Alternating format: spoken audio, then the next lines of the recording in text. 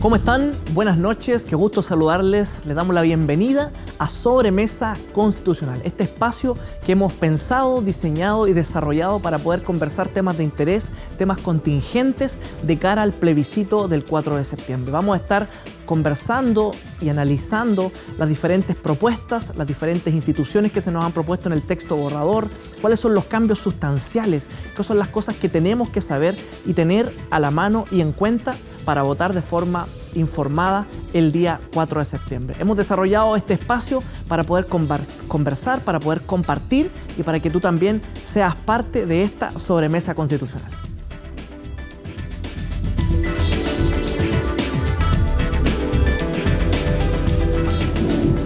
Bueno, aquí estamos ya en Sobremesa Constitucional, conversando temas de interés, temas contingentes que nos importan y nos atañen a todos, como lo es el análisis que queremos hacer el día de hoy junto a ustedes del texto que ya conocemos del borrador de la nueva Constitución de cara al plebiscito de salida del 4 de septiembre del presente año. Estoy junto a un destacado panel que quiero saludar a continuación. Saray Jaramillo, ¿cómo estás, Saray? Saray es administradora pública de la Universidad de Santiago de Chile, máster en política de infancia y adolescencia de la Universidad Complutense de Madrid también, y forma parte del Centro de Estudios Oikonom. ¿Cómo estás, Saray? Hola, Benja, muy contenta de estar aquí junto a ti en esta instancia, feliz porque tenemos muchas cosas que hablar y bueno, aquí para lo que necesite. Bienvenida. También nos encontramos junto a Marcelo Muñoz. Él es licenciado en Ciencias Políticas y Administrativas, administrador público de la Universidad de Concepción, magíster en Política y Gobierno de la misma universidad y hoy director de la Escuela de Administración Pública de la Facultad de Derecho de la Universidad de las Américas. ¿Cómo estás, Marcelo? Muy bien, Benjamín, ¿cómo estás? Espero que podamos tener este tiempo de conversación con la gente, tratando de poder ayudar, a informar, a reflexionar en torno a lo que se nos viene en el plebiscito de salida, así que muy contento de estar acá. Así, estamos a menos de 2 meses, ¿verdad?, de una elección histórica, donde usted y yo, donde todos tendremos que ser parte, ¿verdad? El voto es obligatorio, importante, en una elección tan importante como es ratificar o no, ¿verdad?, aprobar o rechazar el texto que nos propuso la Convención Constitucional. Pero antes de entrar en materia, Saray, cuéntanos un poquito sobre tu desarrollo profesional, académico. Queremos conocerte un poco más también. Bueno, contarles que me ha interesado mucho el tema público. Desde mi profesión he estado indagando en participar en distintas organizaciones, tanto públicas, privadas, universidades, pero mi paso por el Centro de Estudios Oikonom sin duda ha sido un gatillante para mí, un impulso, una instancia también que convoca a profesionales, a jóvenes, a estudiantes a poder ser una voz y también desarrollar el pensamiento a partir de los principios del reino de Dios, pero en el ámbito público. Levantando información, documentos, pero también presentándonos en debates, con proyectos en áreas de infancia, educación, debate público. Hemos participado también en instancias en el Congreso Nacional con algunos proyectos de ley y esa escuela para mí ha significado gran parte de mi formación. Ha sido el plus que también he ido desarrollando con un equipo de diferentes ramas de las ciencias sociales y eso también nos hace bien completos a la hora de poder hacer un análisis político, un análisis público que puede enriquecer, pero también siempre bajo una cosmovisión bíblica. Súper, ¿no? Muy importante el aporte que vienen desarrollando. Marcelo, tú eres académico, más de 15 años que has estado desde distintos lugares en el mundo público y en el mundo privado. Cuéntanos también un poquito sobre eso. Sí, más de 15 años ya como académico regular en distintas universidades públicas y privadas. Algo importante también y que siempre está en el debate, yo soy originalmente de Concepción, soy de regiones, yo llevo 12 años avecindado en Santiago y creo que eso también es siempre es algo que uno incorpora en su presentación. Yo, claro, soy administrador público, he desarrollado una carrera académica especialmente en el ámbito, en principio muy fuerte con la ciencia política, luego con las políticas públicas, hoy día con la administración del Estado, que son mis áreas de investigación, desarrollo, pero también soy ciudadano. también soy padre y tengo una visión de país, tengo una visión de lo que queremos o lo que yo quiero y qué es lo que quiero para mis hijos y en la sociedad también. Entonces ahí siempre hay una doble connotación. Está ese lado académico, obviamente, que es lo técnico y lo que trataremos de poder conversar acá y siempre aportar, pero eso no quita que yo sea padre de familia, esposo y que sea un ciudadano también de este país. Así que siempre tratando desde la objetividad, desde informar, desde el análisis técnico, trataremos de estar en esta mesa, pero yo creo que es necesario analizar lo que estamos viviendo, lo que se viene, la propuesta y lo que la gente está pensando. Sí. Al respecto, pero también lo que la gente quiere saber y no entiende muchas veces de lo que se viene. Así que para eso estamos ahí desde el punto de vista más técnico, académico. Sí, interesante, Marcelo, porque este esfuerzo, que contémosle un poquito aquí a la audiencia que nos ve el día de hoy, que nos escuchan, lo hemos desarrollado justamente pensando en que llevamos ya 2 años o más, ¿verdad?, de un proceso constituyente, que así se le ha llamado, ¿verdad? Recordemos aquel acuerdo que emana del Congreso Nacional, donde estuvieron prácticamente todos los partidos políticos involucrados, ¿verdad?, por ese acuerdo por la paz y la nueva Constitución. Luego tuvimos el plebiscito de entrada con una votación abrumadora, ¿verdad?, 78% que votó a prueba, o sea, que queríamos una nueva Constitución. Y luego un año de trabajo, ¿verdad?, de la Convención Constitucional, donde había 154 constituyentes. Recordemos que originalmente eran 155. Todos recordamos aquel episodio un poco complejo con un convencional, ¿verdad? Y finalmente ya tenemos el texto borrador. Aparecieron muchos textos borrador. Yo quiero decir que este, si no me equivoco, es el 5º, más o menos desde mayo hasta la fecha, que pudimos ir conociendo. Se hablaron de 499 artículos en algún momento, luego 387, luego bajó un poco, subió las disposiciones transitorias, etc. Hoy día ya tenemos un texto final que es el que vamos a tener que votar y el que vamos a tener que plebiscitar. Pero yo siento que muchas veces esas discusiones se han quedado muchas veces en aspectos más bien más teóricos, más generales y extrañamos esta conversación de sobremesa, de cómo nos afectan finalmente las cosas que se están aprobando, las cosas que ya quedaron en el texto final que vamos a tener que votar, cómo eso nos afecta en nuestra vida. Y hoy día queremos hablar de un tema que pareciera también muy técnico, pero que yo diría que es estructural. ¿Ya? Queremos hablar del sistema político, ¿verdad? ¿Y qué es el sistema político? Aquí rápidamente hay un esbozo que hicimos. Es la organización de los poderes del Estado y sus relaciones, ¿verdad? Es la organización de la cual se dota un país para el ejercicio de la política, ¿ya? Por ejemplo, un sistema político determina la relación que tendrán los poderes ejecutivo y el legislativo, en este caso el gobierno y el Congreso, para que se entienda cuáles son sus atribuciones, sus límites, sus facultades, etcétera, etcétera, etcétera. También podemos decir que el sistema político involucra la forma de organización del Estado.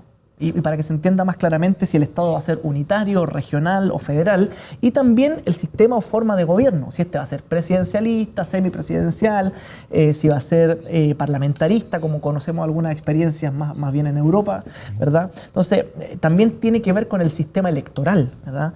El sistema de partidos o de organizaciones políticas. O sea, de alguna manera hablar de sistemas políticos es hablar de la estructura macro, ¿verdad? Y en ese sentido es súper relevante que lo podamos tocar el día de hoy. Y eso es un poco lo que queremos introducir el día de hoy con Marcelo, con Saraí y bueno, con ustedes. Queremos hacerlo juntos, queremos construir juntos esta conversación que sea lo más amena posible y lo más entendible posible para todos, porque lo que queremos es que ustedes puedan tener todas las herramientas disponibles para votar a plena conciencia el día 4 de septiembre, que dicho sea de paso y no está de más recordarlo, el voto es obligatorio, ¿ya? Marcelo, parto contigo. ¿Cuál es la arquitectura del poder político que le propuso al país la convención constitucional? Yo creo, un poquito, antes de responder la pregunta, de nuevo hacer ese hincapié en lo que es el sistema político, porque Perfecto. es importante que la gente entienda esto y a lo mejor incluso ir antes del sistema, Por favor. entender que nosotros como personas, y por eso estamos aquí en esta sobremesa, estamos en contra del Manuel de Carreño, porque Manuel de Carreño dice que no hay que hablar de política ni religión aquí, estamos hablando de las dos cosas, pero en la práctica es sobremesa, así que estamos perdonados.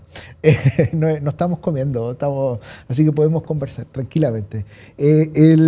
Somos hombres, somos mujeres, somos personas, políticos.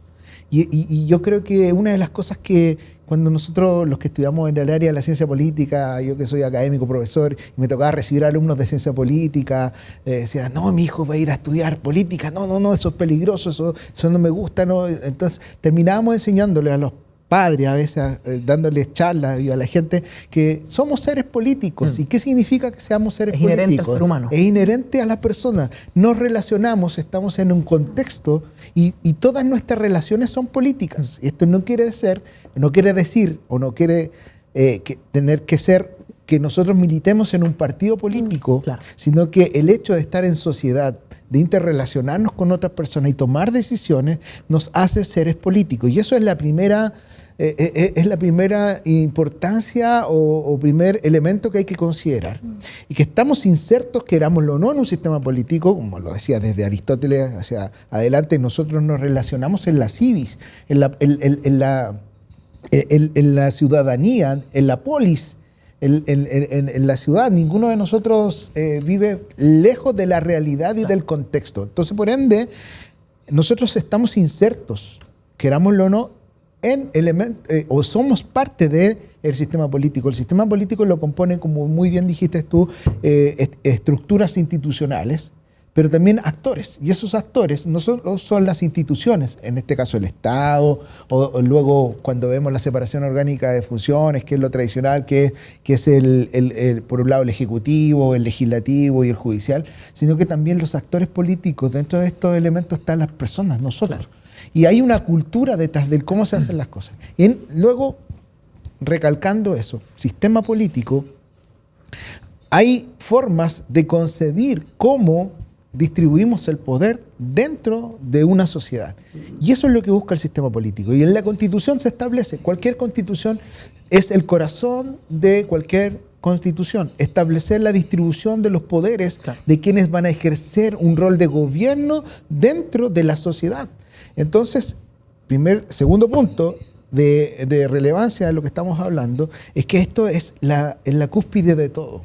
La distribución de los poderes, quienes van a ejercer el gobierno, es clave para cualquier sociedad y luego para el desarrollo de esta.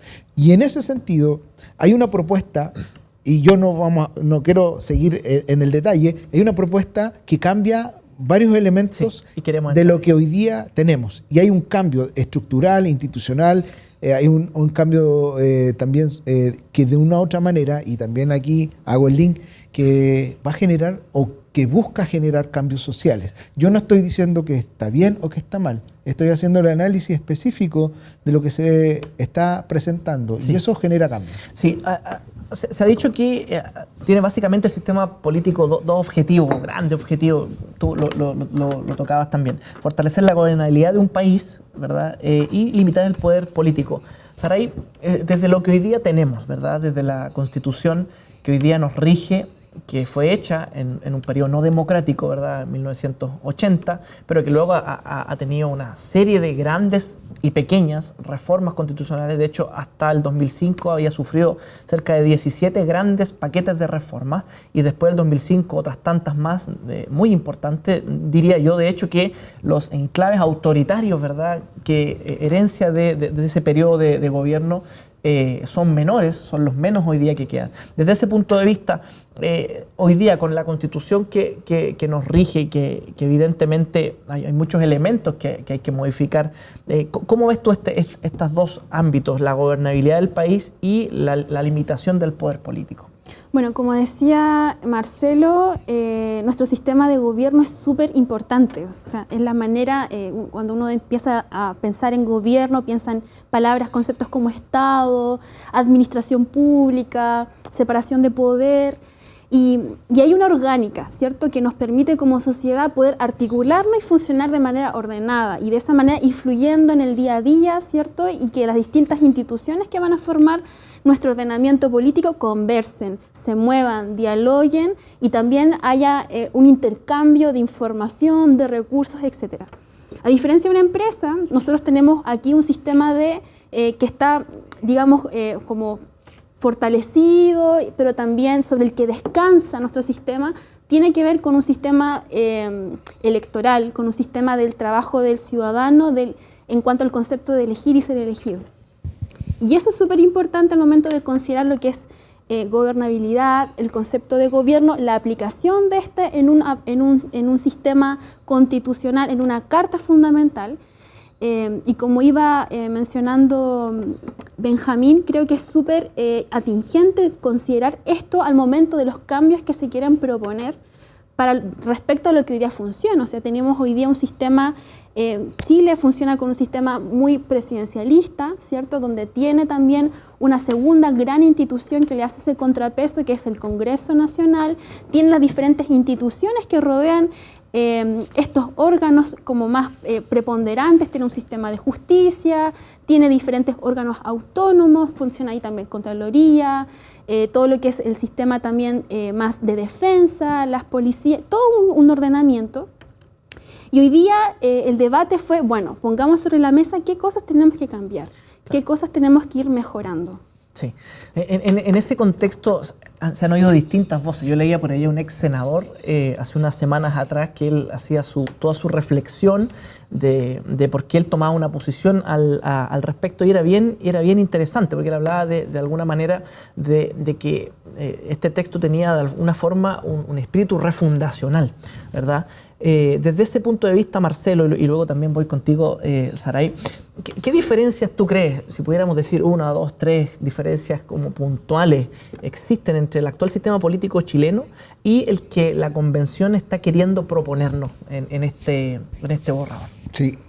Antes de eso, solo tomar un punto de la gobernabilidad. La gobernabilidad es súper importante porque en términos de sistema político y que el sistema político está inserto en el sistema social, genera estabilidad. O sea, lo que se busca con la gobernabilidad es que la capacidad de gobernar realmente. Lo que hemos visto en Latinoamérica, el último episodio, y lo que nosotros tuvimos también en un momento dado cuando el estallido social y que se ve en el ambiente y es lo que la gente siente, que un poco lo que buscamos también acá es que como esto se acerca o lo entiende la gente, es que hay una falta de gobierno.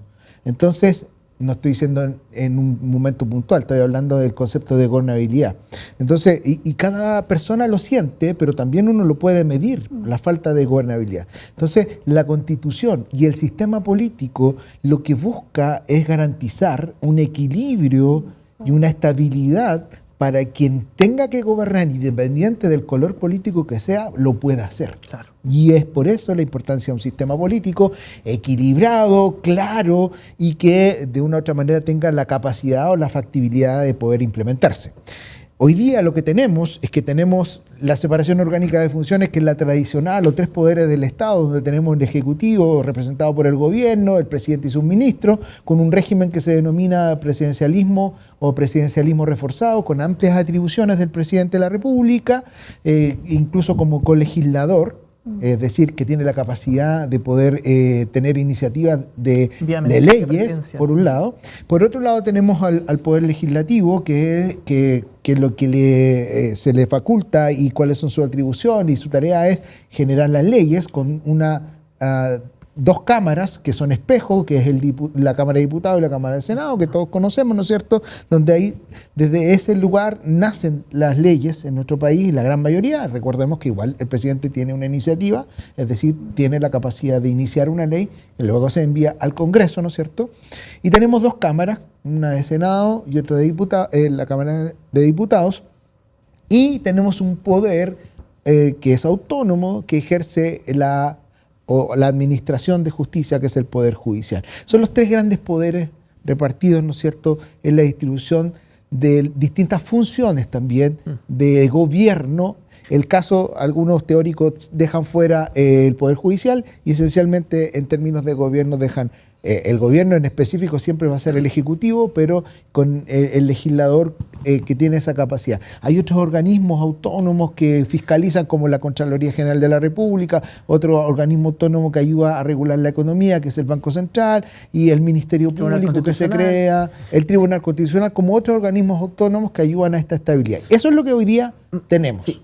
Hay un elemento, la teoría que se habla de los check and balance en inglés, o los frenos y contrapesos, los pesos y contrapesos, que algunos plantean que son claves para justamente mantener este equilibrio, ¿verdad?, entre los poderes del Estado o las funciones del Estado. Hoy día, como está concebido, y Saray, voy contigo un poco a eso, nuestro sistema político hoy día, ¿funciona, no funciona? Y te lo pregunto en la misma relación de lo que le preguntaba a Marcelo. Lo que hoy día existe en relación con lo que nos está proponiendo la Convención en función de este saludable equilibrio para que haya una convivencia democrática.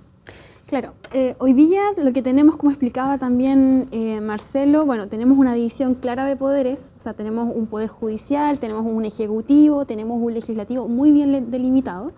Sin embargo, la figura del Ejecutivo, donde la cabeza es el presidente de la República, sí cuenta con amplias facultades.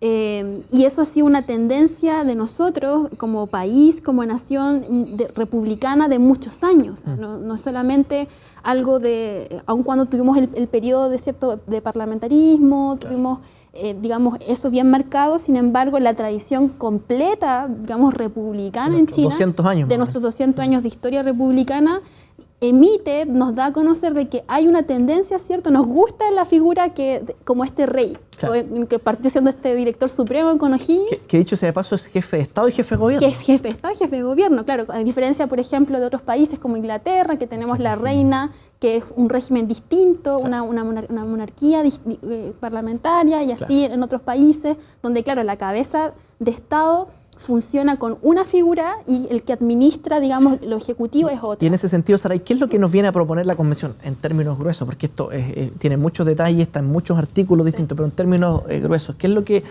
nos viene a proponer la Convención un poco en este sentido? Yo lo introduzco un poco. Se ha hablado de, por ejemplo, el Congreso de Diputadas y Diputados, y ya me voy a meter aquí en un tema más sensible, la eliminación derechamente del Senado, que era una institución republicana también de 200 años, y la incorporación de un nuevo modelo que no existe en muchas partes del mundo. Yo estuve leyendo al respecto, que no quedan muy claras sus atribuciones, como lo es la Cámara de las Regiones, que busca un poco esta mirada más regionalista, lo que hablaba un poco Marcelo al principio.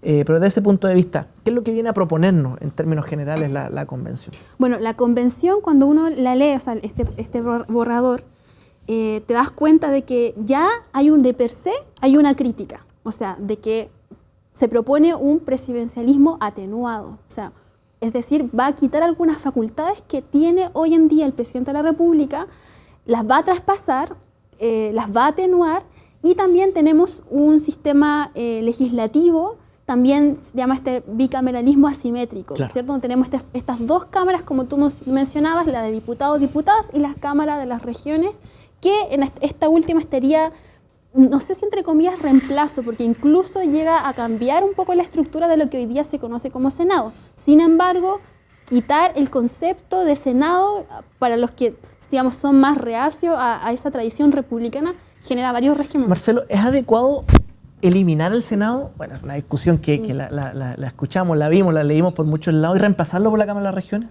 bajo tu perspectiva. Es interesante la pregunta y a lo mejor la respuesta no es concreta, pero tú hablaste de estos chequeos y que también tienen que ver en la traducción pesos, contrapesos, frenos. Claro. Se busca equilibrio, se busca tener claridad cuánto pesa el presidente, y hoy día con un presidencialismo atenuado, que es lo que se propone, bajan las facultades, baja el peso de poder del presidente, y la pregunta es ¿para dónde se trasladan esas facultades o poderes? Porque si a alguien se le quita poder, claro, alguien tiene que detentar esa diferencia de poder.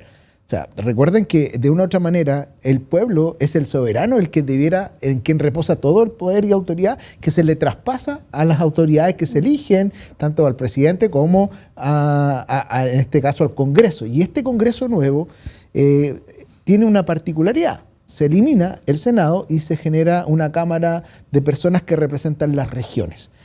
La verdad es que lo primero es decir que es una figura total y absolutamente distinta. La tradición que teníamos o la que tenemos es que tenemos una Cámara donde el Senado también tiene el senador o la senadora tiene un perfil de una persona, ¿no es cierto?, un poco mayor, porque el requisito para ser senador es una persona distinto a ser diputado, en edad un poco mayor, que presupone personas con un mayor nivel de madurez, ¿no es cierto?, de conocimiento, de desarrollo, incluso en la vida política, donde se supone, y es una Cámara más pequeña, donde se supone que son personas que en sus decisiones son personas que aplican un nivel de sabiduría distinto. Yo quisiera añadir solo algunos datos para que la gente nos pueda entender. Hoy día el Senado está conformado por 50 senadores, tiene un periodo de duración de 8 años y eso fue, debido a un cambio. Antes eran 38 senadores, ahora son 50, son senadores regionales y tiene un periodo de duración de 8 años. Lo pongo ahí a modo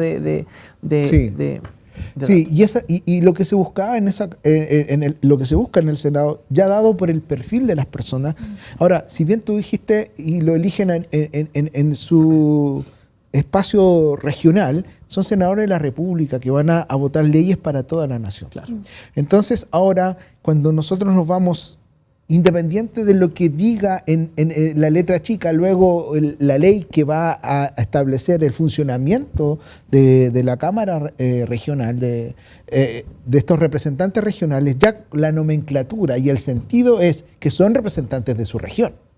¿Te fijas? Entonces cambia la motivación, el sentido de quién está en ese espacio de toma de decisiones, porque esto es súper importante. Ahora, el poder está relacionado con la toma de decisiones, y la toma de decisiones tiene que ver con, en este caso, legislar qué leyes vamos a hacer, qué modificaciones vamos a hacer, etcétera, etcétera. Entonces, esto es toma de decisiones aplicada a un espacio territorial, es decir, personas que vienen desde un lugar que representan un territorio van a tener un espacio de poder, que ahí está a lo mejor un poquito la nebulosa. ¿Qué nivel de poder y sobre qué van a poder pronunciarse? Porque si no puede ser solo un saludo a la bandera. Claro. Porque la Constitución dice que se va a sesionar, la propuesta, ¿no es cierto?, el borrador dice que se va a sesionar, que sobre algunas áreas o materias de ley va a tener, ¿no es cierto?, facultades, pero no es clara ni en la forma específica de funcionamiento de la elección de las personas. Dice que al menos 3 por región,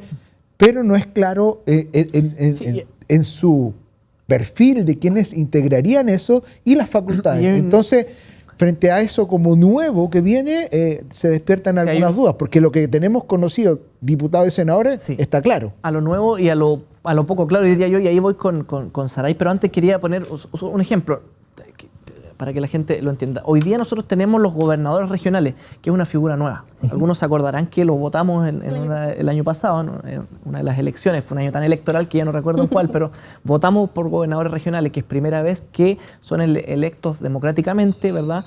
Y que viene a reemplazar la figura del intendente regional, ¿verdad? Y de alguna manera subsumir lo que era el gobernador provincial con el intendente regional, que eran elegidos cargos de confianza del presidente de la República, y hoy día existe esta figura del gobernador regional elegido democráticamente, pero al mismo tiempo está el delegado provincial, presidencial y también regional. Entonces, yo lo pongo como un ejemplo de algo que no se pensó bien, una política pública que no se pensó bien bajo mi perspectiva, de que no se dejaron establecidos claramente los límites, las atribuciones, el financiamiento de alguna manera, los recursos. Y hoy día tenemos ahí un problema, porque el presidente dice que no le gusta en el fondo la figura, pero tuvo que nombrar igual a sus delegados, ¿verdad?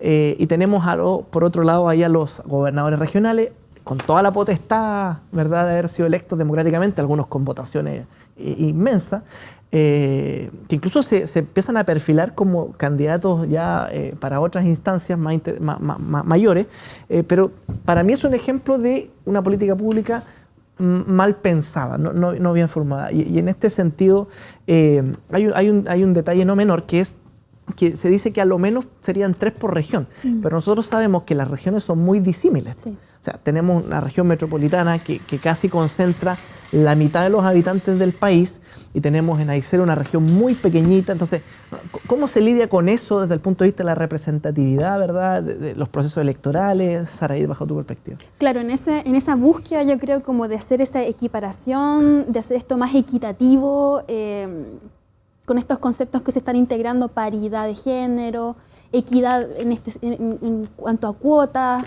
escaño, y tratando como de esta asimetría, o sea, de que todo quede un poco más en este equilibrio.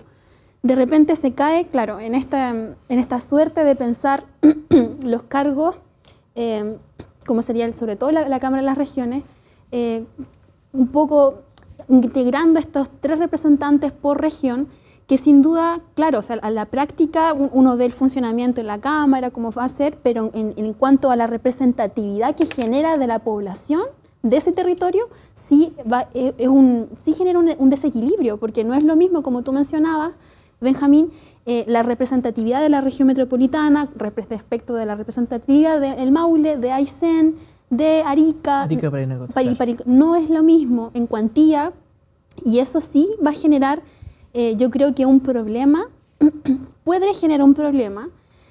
También las estrategias, me imagino, para poder generar estas elecciones, cuando se llama elección, convoca elecciones, también va a tener su propio ahí situación.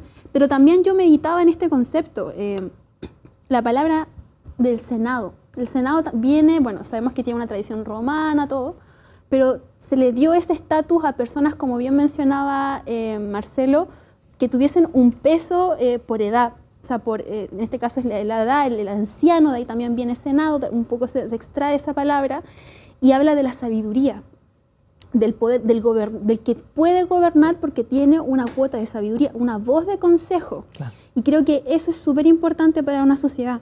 O sea, no debemos, aun cuando sabemos que las limitaciones en cuanto a la edad hoy día están cambiando, pero creo que esa figura del contrapeso, del consejo, es súper importante. De hecho, el rol del Senado justamente es eso, esa contraposición con la Cámara de Diputados, en cuanto ellos dos funcionan, como bien decía Marcelo, como espejo. O sea, tú me vas a proponer algo con una moción, digamos, que sale desde la Cámara de Diputados, viene este contrapeso del Senado y ocurren estos equilibrios también.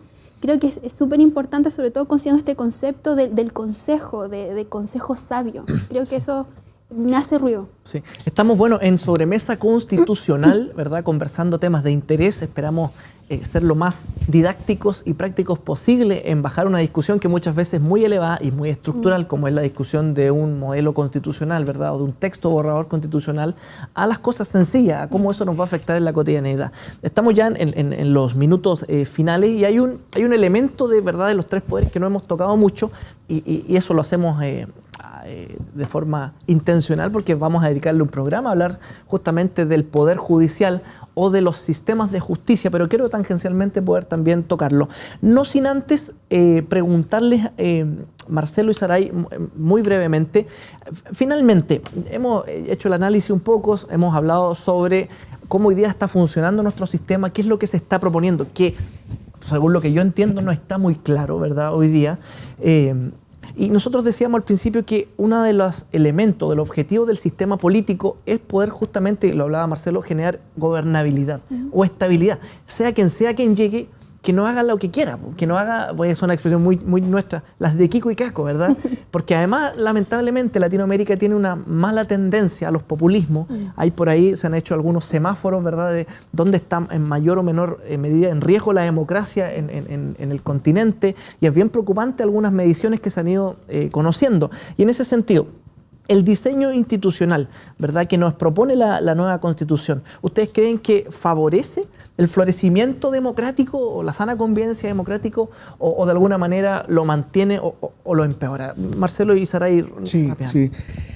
Es interesante incorporar otro elemento en el análisis que tiene que ver con la participación de las personas, o lo que se denomina hoy día como la participación ciudadana. O sea, hasta qué punto las personas se involucran en la toma de decisiones. Esta figura que estábamos hablando recién, que reemplaza al Senado de lo regional, tiene algo de eso, porque en la práctica hay una representación regional que se supone que es más cercana. O sea, si bien tenemos claro que la región metropolitana representa un alto porcentaje de la población del país, pero Santiago no es Chile. Claro. Lo hemos dicho, lo decimos en el discurso, y la pregunta es, bueno, entonces, ¿cómo legítimamente elegimos a personas que nos representen? Entonces, el otro elemento que no hay que dejar de considerar en la gobernabilidad es cómo hacemos parte a los ciudadanos en ciertos niveles y esferas.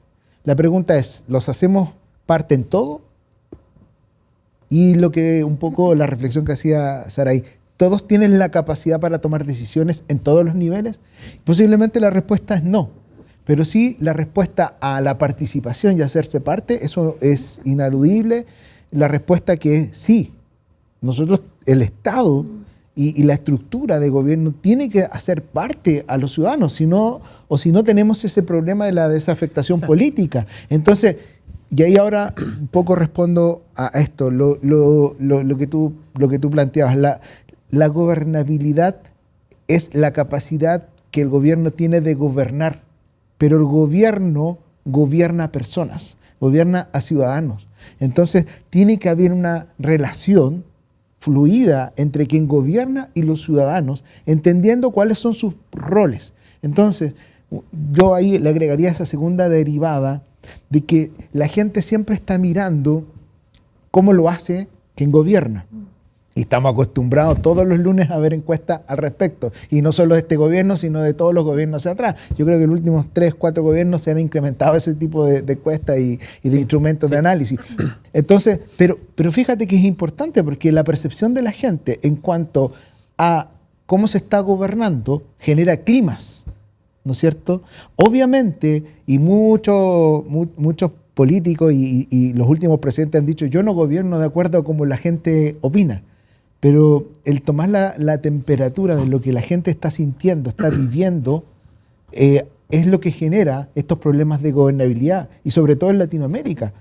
Cuando hablamos del estallido social, claramente es que hubo una desafectación de la gente con la política porque entendió que la política o quienes gobernaban no entendían la problemática real de las personas y no se hacían cargo de algunas cosas. Entonces, solamente para cerrar esto, yo siento que la relación de participación del ciudadano posiblemente es un elemento que no se incorpora a todas luces, salvo que obviamente que hay una tendencia en cuanto al género, ¿no es cierto?, sí, a la paridad, a la inclusión de pueblos originarios, pero no es todo. Sí. No representa a todos los ciudadanos y a todos los ámbitos de la sociedad. Así en este caso.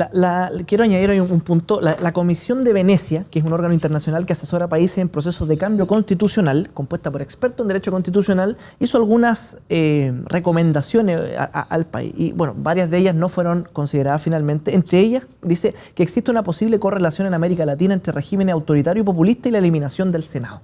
Pero también dice que la Comisión de Venecia planteó que al menos la mitad de los jueces del Consejo de Justicia, que es lo voy a dejar solamente introducido, que es una de las nuevas instituciones que se crean en esta nueva constitución, esta propuesta de nueva constitución, establece que ese consejo debería ser, al menos la mitad deberían ser jueces. Sin embargo, la propuesta establece que ese consejo estará compuesto por 17 miembros y son solo 8 de ellos jueces. En ese sentido, Saray, ya no vamos, el sistema de justicia que hoy día tenemos, que una de las 3 patas de esta mesa, ¿verdad?, para el equilibrio de los poderes, es el poder judicial. Acá en la nueva Constitución se habla de los sistemas de justicia. ¿Cómo lo ves tú hoy día eso? Algunos plantean que pueden haber 2 sistemas de justicia, otros que pueden haber tantos pueblos originarios o pueblos y naciones hayan. Así van a haber sistemas de justicia, solo para dejarlo introducido, porque sin lugar a dudas va a ser un tema que vamos a conversar en un próximo episodio. Sí, sin duda es un tema amplio que requiere su análisis particular. Antes de tocar eso, me voy tomando de lo que decía anteriormente también Marcelo, cuando tú hablabas de la gobernabilidad. Creo que la pregunta va también en este sentido.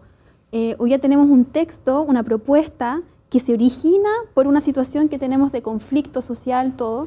Ya tenemos estos como una propuesta de respuesta de solución. Y uno dice, en relación a lo que es la gobernabilidad, ¿cómo mantenemos el equilibrio?